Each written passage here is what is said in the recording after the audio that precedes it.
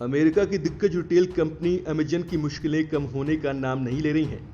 अब अमेरिका में अमेजन को कई कंपनियों में बांटने की मांग उठने लगी है। एक अमेरिकी सेनेटर एलिजाबेथ वॉरेन ने कारोबारी तौर तरीकों में गड़बड़ियों के लिए अमेजन और जेफ बेजोस को जिम्मेदार ठहराए जाने की मांग की। साथ ही अमेजन को कई कंपनियों में तोड़ने की मांग उठाई है। ये बात तब उठाई गई जब इसी हफ्ते कंपनी के कारोबार के गलत तौर तरीके अपनाने का खुलासा करने वाली एक मीडिया रिपोर्ट सामने आई।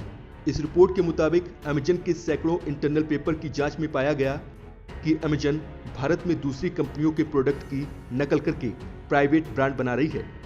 इसके अलावा अमेजन यहां अपने प्लेटफॉर्म पर प्रोडक्ट्स के सर्च रिजल्ट में भी हेरफेर कर रही है। इन बातों को लेकर अमेरिकी सेनेटर एलिजाबेथ वॉरेन ने अमेजन को तोड़कर कई कंपनियों में बांटने की मांग उठाई।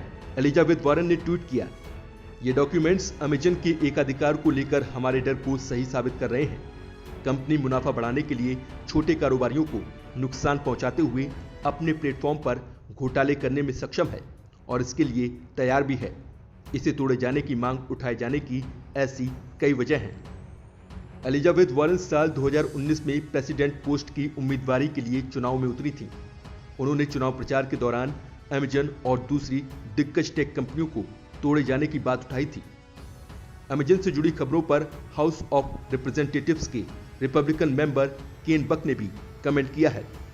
केन बक एंटी ट्रस्ट सब कमेटी में पार्टी के मेंबर हैं।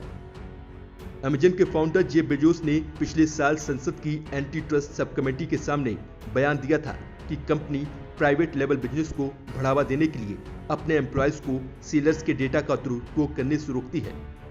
साल 2019 में कंपनी के एक एग्जीक्यूटिव ने भी संसद में कहा था कि अमेजन प्राइवेट लेवल बनाने या सर्च रिजल्ट में उनको आगे रखने के लिए कॉम्पिटिटर्स के डेटा यूज नहीं करती। लेकिन रॉयटर्स ने जांच में इसका उल्टा पाया। रिपोर्ट आने के बाद alliance of digital India foundation और कैट ने अमेजन पर प्राइवेट लेवल बनाने के लिए कॉम्पिटिटर की नकल करने, सर्च रिजल्ट में हेरफेर करने और इंडियन ब्रांड्स को बर्बाद करने का आरोप लगाया था। इससे पहले फरवरी में भी अमेजन पर कारोबारी गड़बड़ियां करने के आरोप लगे थे। साल 2019 में अमेजन की भारत में होने वाली बिक्री में 35% हिस्सा सिर्फ 2 सेलर्स का था। इन कंपनियों में अमेजन की सीधी हिस्सेदारी है। इसके मुताबिक अमेजन के 4 लाख विक्रेताओं में सिर्फ 35 विक्रेताओं की ही इसकी कुल ऑनलाइन बिक्री में करीब 2/3 हिस्सेदारी है। नियमों के मुताबिक अमेजन बिक्री करने वाली कंपनी में खुद हिस्सेदारी नहीं ले सकती और इस तरह से कुछ कंपनियों या फिर विक्रेताओं की मोनोपोली भी नहीं रखी जा सकती है। इस रिपोर्ट के बाद भारत में अमेजन के कारोबार पर तत्काल रोक लगाए जाने की मांग उठाई गई थी।